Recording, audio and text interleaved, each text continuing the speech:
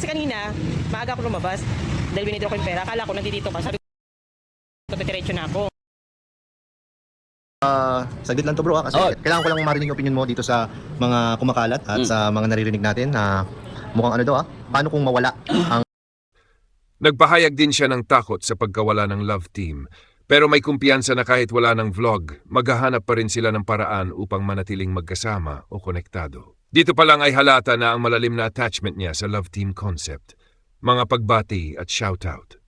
Nagbigay siya ng mga shoutout sa mga supporters. EDC supporters, mga kasamahan sa Karepa OFWs, silent viewers, mga haligi ng Kalingap tulad nina Kuya Val Santos Matubang, Kalingap Rob, Ate Edna Vlogs at Madam Jackie Tapia. Pinaalalahanan din niya ang lahat na mag-subscribe, mag-like at mag-share bilang suporta sa kanilang mga layunin gaya ng pabahay, scholarship at financial assistance para sa mga tinutulungan. Reaksyon ni Kalinga Pedu, ipinanood at sinuri ang reaksyon ni Kalinga Pedids tungkol sa ideya na itigil ang love teams sa Kalingap. Sa panayam, diretso siyang tinanong, open quote, paano kung mawala ang love teams? Anong epekto nito sa iyo at sa iba? Close quote. Mga punto ni Kalinga Pedu. Malaking epekto ang pagkawala ng love teams sa viewership at entertainment value ng kanilang channel. Aminadong kailangan ang love teams bilang strategy para makuha at mapanatili ang atensyon ng audience. Naniniwala siyang may mga hindi nakakaintindi sa intensyon ng love teams, kaya akala ng iba ito ay paglalandi lang, ngunit aniya ito ay may positibong layunin para sa mga tinutulungan nila. Personal siyang maapektuhan. Open quote, kawawa din ako, pawalan ako ng love life. Malulungkot talaga ako. Close quote. Pagpapatuloy ng EDC Love Team. Matapos ang reaction ni Papa Eds, binalikan ng narrator ang konteksto ng love team, Edu at Viancy.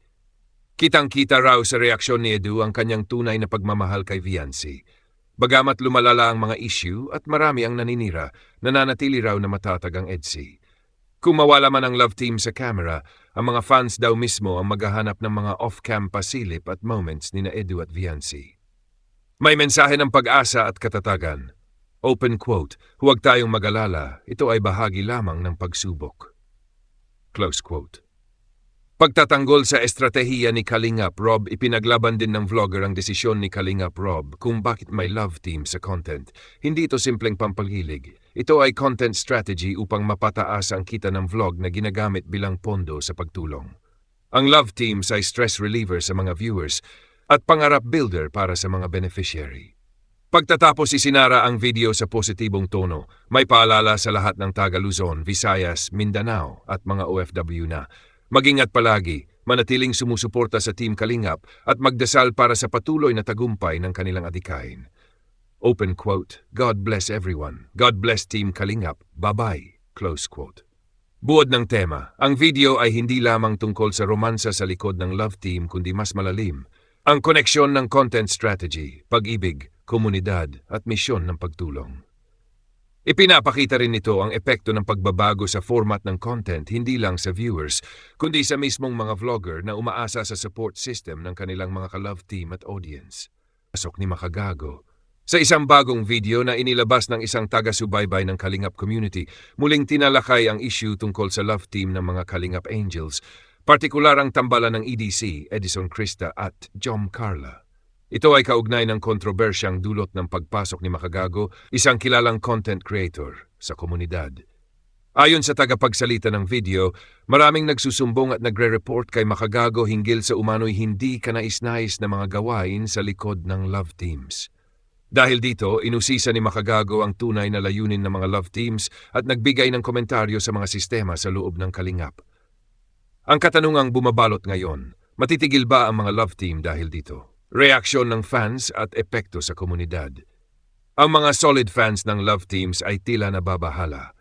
3 linggo na umanong walang bagong episode ang tambalang Jomcar at Mikris, kaya't nagiging palaisipan sa marami kung ang love team format ba ay tuluyang babaklasin. Gayunpaman, sa halip na ituloy ang mga dating format, kapansin-pansin ang pagbabago sa mga content ni Kalingap Rab, kung saan pinagsasama-sama niya na ngayon ang iba't ibang Kalingap Angels sa isang vlog.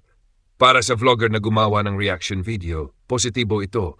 Mas nagkakaroon ng unity at bonding ang bawat isa at nabibigyang linaw na walang kompetisyon sa pagitan ng mga angels.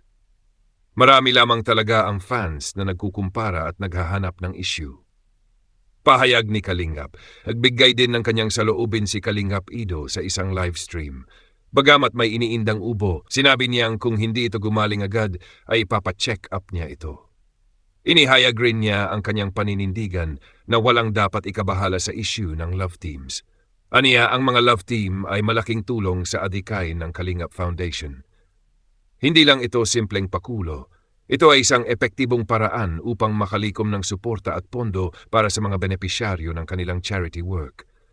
Idiniin niyang rehistrado at legal ang Kalingap Foundation kaya't walang dapat ipangamba sa legalidad nito.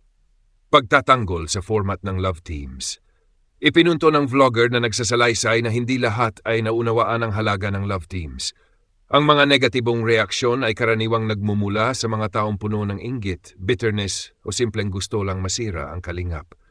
Ayon sa kanya, hindi raw totoo ang mga alegasyon na bugaw o grooming ang nagaganap. Wala ring sa pilitang nangyayaring relasyon. Kung sakaling magkadevelopan man ang mga tambalan, desisyon na raw iyon ng mga kalahok at dapat itong igalang. Ang papel ng love teams sa pagtulong. Malinaw sa salaysay na ang kita mula sa love teams ay ginagamit upang mapundohan ang tulong sa mga benepisyaryo, kabilang na ang mga matatanda at mga hindi sikat na Kalingap Angels. Ibinunyag din na ang mga tinatawag na Big Four sa grupo ay sina Joy, Bianchi, Carla at Krista. Sila ang may malalaking ambag sa visibility at impact ng Kalingap content. Samantala, maraming benepisyaryo na hindi laging naibablog o nabibigyang pansin sa kamera ang patuloy na natutulungan. Isang patunay na hindi lahat ay para lang sa exposure.